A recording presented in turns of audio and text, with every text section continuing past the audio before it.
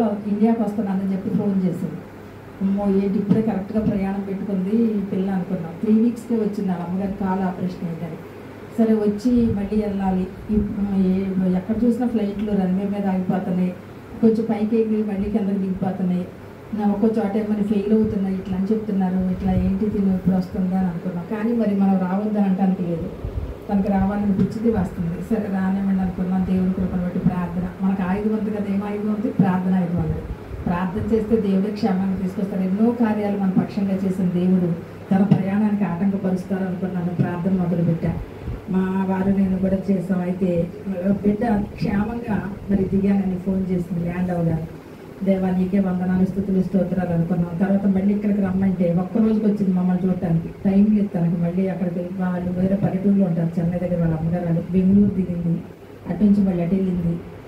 మళ్ళీ మమ్మల్ని చూడటానికి మరి సంవత్సరం అయిపోయింది. మేము కూడా వెళ్ళి వచ్చి సంవత్సరం అయింది. అంత ముందు వచ్చింది 6 నెలల ముందు. అప్పుడైతే వెళ్ళిపోమన్నా, నేనే చూడకపోయినా పర్లేదని. చూడాలని ఉందమ్మ అంటే వస్తాను అంటే అందరి ఒక్కరోజుకి వచ్చింది. మళ్ళీ అక్కడి నుంచి ఇక్కడికి ఫ్లైట్, మళ్ళీ ప్రార్థన చేసాం. అన్ని కార్యాలు తను ఇక్కడ రావడం, మళ్ళీ వెళ్ళడం, మళ్ళీ అక్కడి నుంచి మళ్ళీ అమెరికా ప్రయాణం, మళ్ళీ ప్రార్థన, అలా చేస్తూనే ఉన్నాం. దేవుని కృపను బట్టి తను బట్టి క్షేమంగా వచ్చింది, క్షేమంగా వెళ్ళిందండి. సరే ఈలోపు మన కింద ఉంటున్నటువంటి రోజ్మేరీ గారి బాబు, కృపమ్మ గారు తల్లి గారు, మరి చింటూ, నాకు బన్ను, షైనీ బాగా అలవాటైపోయారు పిల్లలు.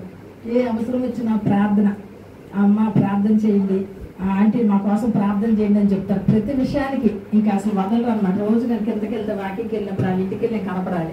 ఒక 5 నిమిషాలు కనిపించి వెళ్తే సంతోషపడతారు. సరే వెళ్తే ఏంటంటే వాళ్ళ విషయం ఇది, ఈ విషయం ఇది అని చెప్పేవాళ్ళు. ఆ రీతిగా చింటూకి ఉద్యోగ విషయంలో తను మరి వెళ్ళాడు, ఎగ్జామ్ రాశాడు. తను కూడా చెప్పాడు ఆంటీ నా కోసం ప్రార్థన చేయండి అని. నిజంగా మా గ్రూపులో నుండి అందరూ ప్రార్థన చేసినందుకు దేవుని ఫలం. నా ఒక్కదాని ప్రార్థన నేను చెప్పను. మా ఆల్మైటీ గారి స్ప్రే టీం ఉంది కదా, ఆ టీంలో ప్రార్థన చేసినప్పుడు దేవాది దేవుడు నిజంగా ఆ బిడ్డకి సెలెక్ట్ అవ్వడం జరిగింది. అది కూడా టెన్షన్ మాకు. రిజల్ట్స్ రాగానే చెప్పకుండా ఇంటికి వచ్చి అందరినీ సర్ప్రైజ్ చేయాలి వాళ్ళ పిల్లిని అట్లాగా అనేసి అనుకుంటే ఆఖరికి నాకు షైనీ వచ్చి మెల్లిగా చెప్పింది, ఆంటీ సెలెక్ట్ అయిపోయాడు ఆంటీ అని. అబ్బా దేవునికి స్తోత్రాలు వందనాలు అనుకున్నాం.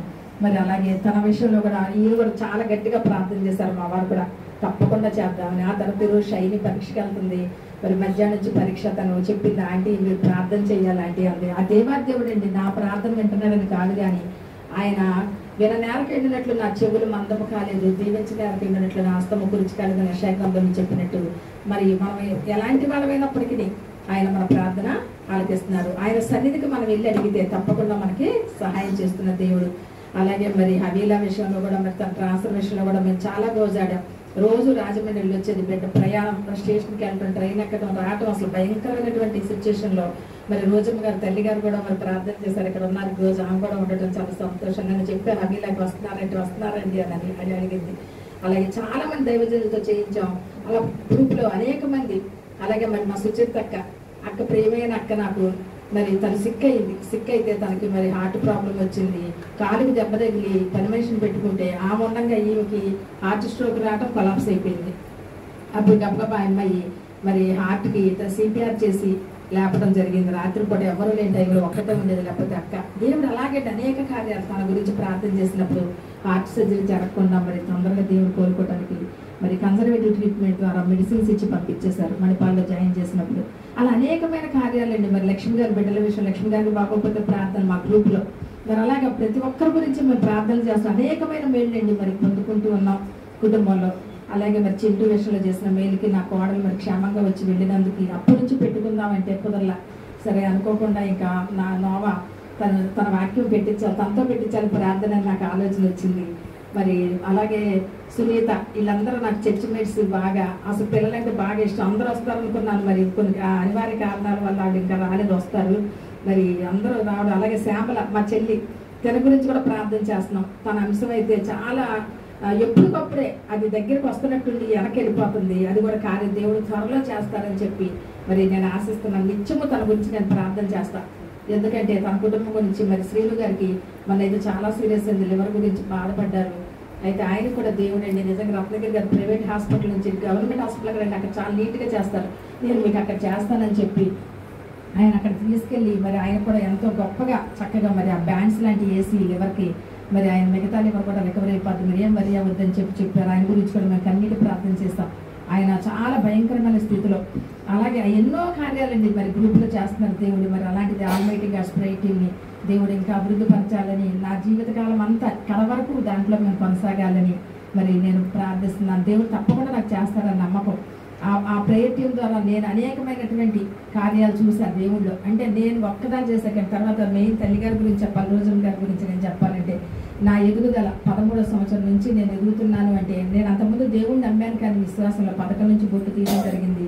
తర్వాత 13లో నాకు ఆ పరిచయం అవ్వటం, నా కుమార్తె వివాహ విషయం దగ్గర నుంచి ప్రార్థనలో మేము ఇద్దరం కూడా ఒకలాంటి సహోదర ప్రేమతో ప్రార్థనలు చేస్తూ మరి ఆమె చెప్పే వాక్యాలు నాకు నిజంగా దర్శనం అంటే నా దర్శనాలు దేవుడి ఇతరులకు చూపిస్తారు, నా ఫ్రెండ్స్కి కానీ అలా చాలా దర్శనాలు. మరి ఆవిడ ఇక్కడికి వస్తున్నారంటే ఒక దర్శనం కలిగి వస్తారు నా కోసం ప్రార్థన చేసి. ఆ రీతిగా మరి ఆ తల్లి గారు కూడా నా ఎదుగుదలకి నేను ఎదగడానికి కూడా ఎంతో నా ప్రార్థన చేస్తున్నారు ఆమెను. అందుకని నేను ఇప్పటికీ మర్చిపోను. ప్రతి విషయంలో కూడా మేము కూడా జ్ఞాపకం చేసుకుంటాం. ఏ అవసరం వచ్చినా ఆ తల్లి గారు కూడా ప్రార్థన చేయమని నేను అడుగుతూ ఉంటాం. మరి ఆ రోజమ్మ గారి గురించి చెప్పాలంటే అలాగే ప్రతి ఒక్కళ్ళు నా యొక్క పరిచర్యలో కానివ్వండి, నా సంఘంలో విషయంలో కానీ, సమాజ విషయంలో కానీ, అన్ని విషయాల్లో మరి ఎంతగానో సహకరిస్తూ మా కోసం ప్రార్థన చేస్తున్న ప్రతి ఒక్కరికి కూడా నా ధన్యవాదాలు. అలాగే నా కుటుంబంలో దేవుడికి చేయవలసిన కార్యాలు మీకు అందరికీ తెలిసి అన్నీ ఇచ్చారు దేవుడు, నేను అడగకుండా. నాకు మరి పెద్ద ఇల్లండి, అసలు నాకే ఆశ్చర్యం. నేను అలా నిలబడి చూస్తుంటే నా మీద ఇట్లా ఎత్తలేకపోతున్నాను, అంత ఇల్లు ఇచ్చారు దేవుడు. అటువంటి దేవాది దేవుడు నా బిడ్డల విషయంలో అంతకంటే గొప్ప కార్యం చేస్తారని నేను నమ్మకంగా విశ్వాసంగా ఉన్నాను, నిరీక్షణ కలిగి.